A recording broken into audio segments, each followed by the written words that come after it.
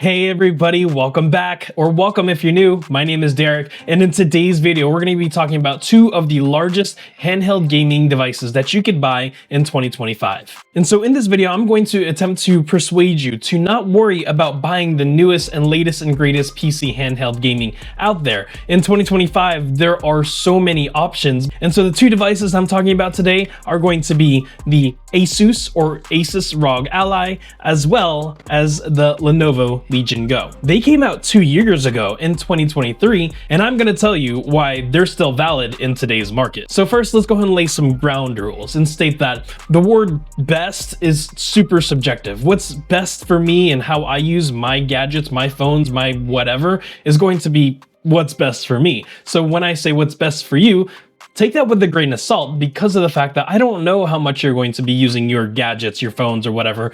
Just know that this is my personal opinion, and I'm here to essentially give you a consultation. This is especially going to be true because of the fact that these two devices can be used in multiple ways, and we're going to talk about that in this video. So before I get too deep into the capabilities and features and the design of these two devices, let's talk about what the PC handheld gaming space is for. The handheld PC gaming devices and gaming space in general are going to be for those people who want to game on the go. Maybe they're frequent travelers, maybe they're college students, maybe they are just commuting on the subway on a daily basis. That's exactly where these PC gaming devices come into play. And while each of these devices has their own pros and cons, which we'll talk about at the end of this video, it's very important to know that these two devices, while they're 2 years old, are still highly capable of bringing you entertainment and also even productivity. As you can tell, both of these devices can be used in a portable sense, meaning you could just stuff it in your bag, your purse, maybe even your pocket if you have large enough pockets, and then you can kind of just go with it.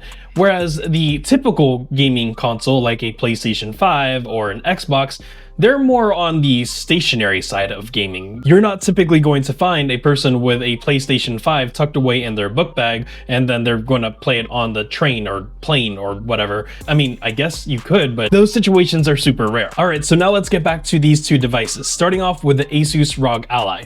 This one right here.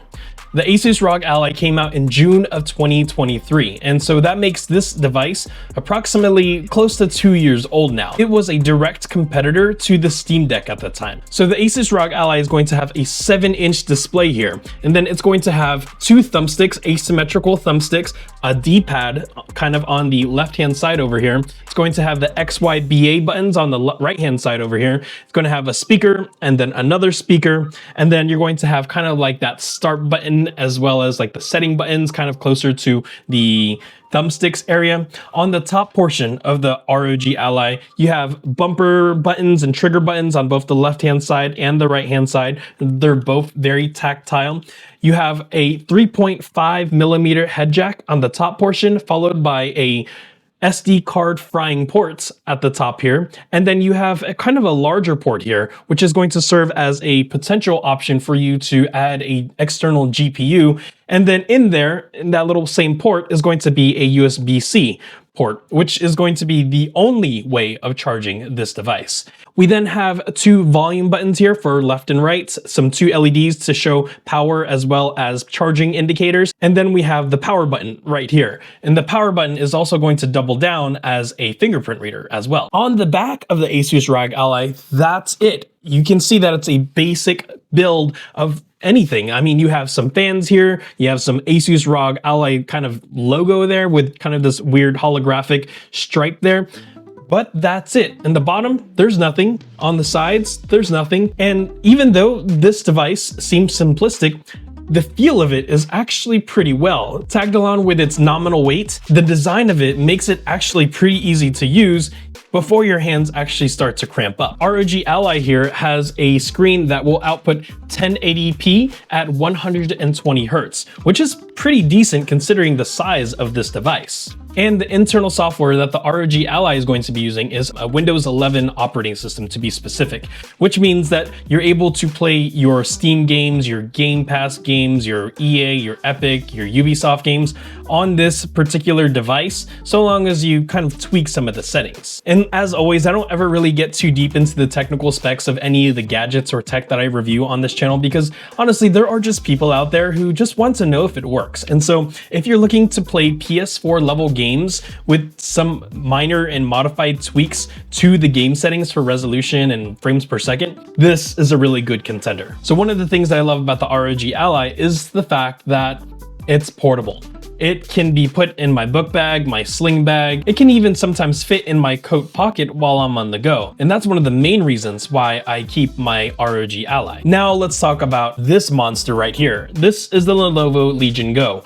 My brother had sent this to me as a birthday gift / Christmas gift back in 2024, which sounds like a long time ago, but it was actually last month. And this particular device is literally a monster. It has an 8.1 inch display here, which is capable of outputting 1600p at 144 hertz, which is basically really good. You can see here that on the fronts that it has the XYBA buttons, it has the start buttons, a thumbstick, it has a trackpad, which is always cool. And then on the other side, it has the directional pad, again, that start setting button up there, then additional buttons down here, as well as an additional thumbstick. And then on the back, you have additional paddle buttons. So over here you have 2, and then on the back on the other side you have 2 more, and then there's more, because if you flip it again, then there's going to be this button and then that button. I don't even know what to call them anymore. And then on the top you have the bumper buttons on and the trigger buttons on both sides of the device. And so the Lenovo Legion Go, if it was competing for having the most amount of buttons on a device, hands down it would win. But it doesn't stop there, because the Lenovo Legion Go on the top has volume rockers, it has one USB-C port on top, and then another USB-C port at the bottom. And then it has a SD card, an SD card port that doesn't fry SD cards, and then it has some fans as well as a power button there, which is covered up by a slider. And honestly, it's pretty cool, but the features continue. On the back side of the Lenovo Legion Go, there is a built-in kickstand, which you can kind of see right here. So the kickstand is actually pretty solid. You can see here that it's actually going to hold up the Lenovo Legion Go. It opens to any angle that you want pretty much, so that way you can lay this down. And then there are more features to the Lenovo Legion Go. So let's go ahead and put the kickstand in, and you'll be able to see that there is a button here. Where is it at? Oh, it's down here. So this little button happens to be on both sides, because guess what? They come off. Yeah, that's right. Both of the controllers detach from the Lenovo Legion Go. And here's the other one, pulling down after you press that button. And so now you have pretty much a Windows tablet paired alongside with 2, I guess you could call them Joy-Cons. I know that's like the Nintendo official words, but paired with 2 types of controllers. And so now with these 2 controllers off of the actual monitor or display of the Lenovo Legion Go, now you can see that there is a scroll wheel here on the right controller side, and then there's just going to be more buttons on the side. And then again, this one's pretty simple. And so with these controllers like this, you now enter what Lenovo calls the FPS mode, which allows people to go ahead and do their first-person shooters or their kind of shooting type game. And then you're able to play your games while the Lenovo Legion Go display itself is sitting on a desk or a tray table or your lap. Now, hardware-wise, I'm gonna go ahead and say that the Lenovo Legion Go is much more innovative and just more future-proof, because of the fact that, again, this is a fully operating Windows machine right here. It is touchscreen, and if you didn't want to have the controls attached to your actual Lenovo Legion Go, you can have the kickstand out, and this just becomes a tablet or a laptop without a keyboard. One major downside to the Lenovo Legion Go is the fact that it's heavy.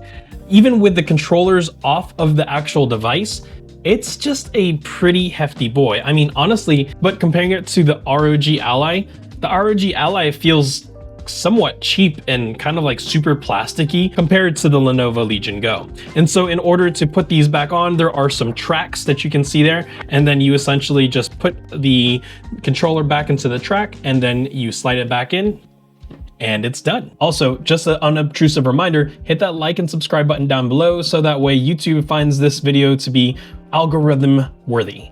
So now let's talk about technical specs without being technical. These two are both obviously going to run off of battery operations. You can plug them in and play your games or watch your Netflix while they are being charged. But again, if you're on the go and you're not connected or nearby a power outlet, then I would have to say that the Ally performs less in terms of battery life than the Lenovo Legion Go. The processing power of these two devices is actually pretty mind-blowing, even though they're not like the most cutthroat technology out there. There are definitely going to be stronger options out there if you're going to buy an actual dedicated gaming computer or gaming laptop. But considering that these are so small and they're built to be on the go, I would have to say that the technical specs in terms of RAM is actually really good. Honestly, unless you have the Lenovo Legion Go and the ASUS ROG Ally right next to each other doing a speed test all of the time, you're not really going to know the difference. Both of these devices are going to run off Windows 11, but they have their own dedicated proprietary gaming software. So the ROG Ally is going to have this thing called Armory Crates, and then the Legion Go is going to have this thing called Legion Space. Consider it to be like an easy place to find all of your games in one spot. Both of these devices are going to be able to run PS4 level graphics or whatever equivalent to a PS4 is for the Xbox, and you do have to know that not every game is going to run smoothly. It really depends on the game's software optimization, some of the settings that you tweak and adjust within the actual gaming profiles. And that leads me to my next area of discussion, which is going to be the gaming profiles. If you want the best performance for each of these devices, you're going to want to have both of these devices plugged in and using 30 watts with its proprietary charging cable. That's going to allow the machine to operate at its highest performance level possible, so that way it's able to provide the best quality gaming experience for you. Now, there are different levels of performance profiles for each of these devices. I think it's like 15, 25, and 30 watts. And again, each of those is going to provide a level of performance for your gaming experience. So again, if you're wanting to play, let's say like God of War or maybe Horizon Zero Dawn from your Steam client, you're wanting to maximize your performance of these devices, so you're going to want to plug it in while you're actually playing. And so now you might be wondering, well, what if my TV is over there, but my couch is over here? Well, both of these devices do have the capability to hook into a docking station, and I'll show you what that looks like right here.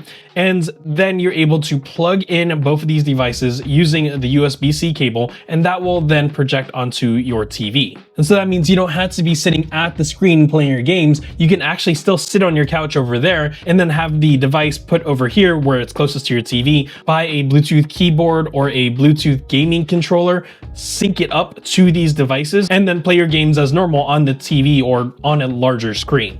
Future Derek here, and I realized that when I was playing the games, comparing the ASUS ROG Ally and the Lenovo Legion Go, I realized that the haptic feedback is much better on the Lenovo Legion Go versus the ROG Ally.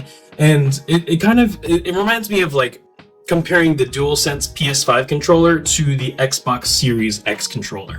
If you are not familiar with that, the DualSense has more haptic feedback with each button or some of the buttons per each of the games, whereas the Xbox controller is really just like vibrations. And so translating that over to the Legion Go as well as the ROG Ally is like the Legion Go has more engagement, more immersion when you're playing games. Whereas if you're playing games on the ROG Ally, it's kind of just like vibration. It doesn't really have that immersion aspect. So I would have to say that in terms of just overall haptic feedback, the Lenovo Legion Go is the way to go. So now let's pause really quick, because these aren't just gaming devices. These are full-blown computers. Like I mentioned earlier, these are Windows operating devices. They actually have a full Windows operating system inside of them, meaning that you're able to do your Microsoft Teams calls, you're able to open up your Word documents, your PowerPoints and things like that. And because of the form factor and the functionality, I would have to say that the Lenovo Legion Go is hands down the best device for using these devices as something outside of gaming. If you are going to be using either the Legion Go or the ROG Ally as a actual computer versus a gaming device, then I highly recommend that you get a Bluetooth keyboard, maybe a folding Bluetooth keyboard and a dedicated mouse. So that way you can have the actual device and then its peripherals nearby. So that way you're not having to type on the screen the entire time. So in 2025, there's expected to be a whole bunch of new handheld gaming devices coming out, like the Nintendo Switch 2, maybe a new MSI Claw, maybe an updated Steam Deck. There is actually confirmed a Lenovo Legion Go. There's probably going to be a new ROG Ally. And so at the end of the day, are these 2-year-old devices still worthy?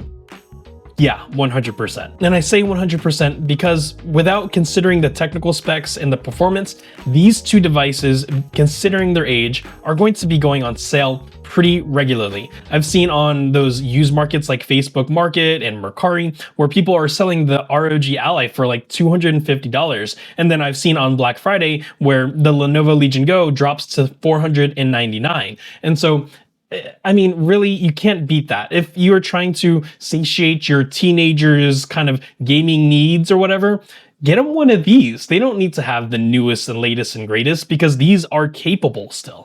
All right, so closing this out, the bottom line up front for the pros and cons for the ASUS ROG Ally is going to be the fact that it's portable, it's lightweight, it's capable, it's subjectively more affordable than the Lenovo Legion Go. Those are the pros for my list. Now the cons for the ROG Ally is the fact that it feels cheaper. I'm not sure if the plastic is different or the quality of plastic is different. I don't know, it just feels cheaper.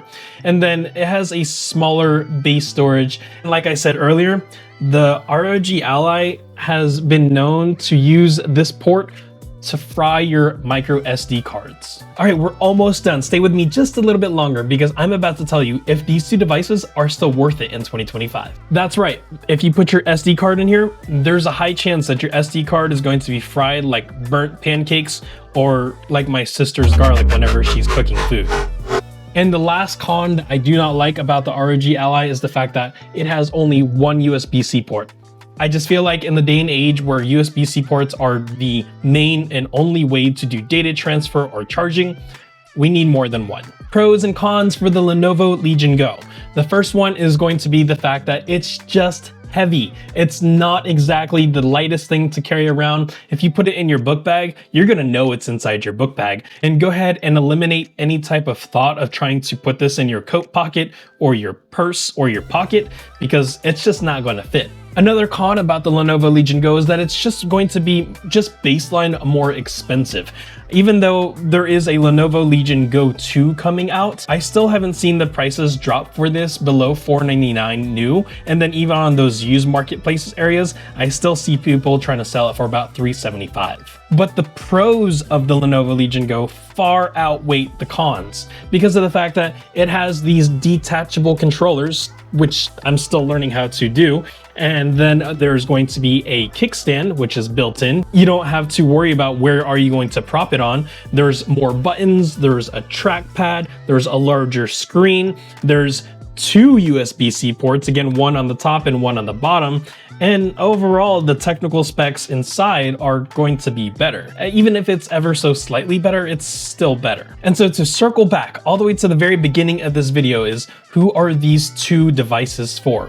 Well, like I said, it's going to be for those people who are casual gamers. Those are going to be the people who want to play on the subway train to and from work. Or maybe they want to put it on the tray table on a plane so that way they can work on their Excel sheets. Or maybe it's for those people who have kids at home where they're constantly wanting to have control of the TV so they can watch their kids shows, and you want to have this to keep you busy. All right, everybody, I hope you enjoyed this video. I don't want you to make a mistake and purchase a more expensive device. And if you are going to be purchasing a more expensive device, more power to you. But I'm just saying that these two devices, they're perfectly worthy for your money in 2025. Don't make the mistake of falling into the trap of getting the latest and greatest tech because it's probably just going to be a spec bump anyways. Might as well save a few $100s and go ahead and invest into these for the next few years. Then you're able to get the device that's more of a substantial upgrade. Which is another thing that I'm going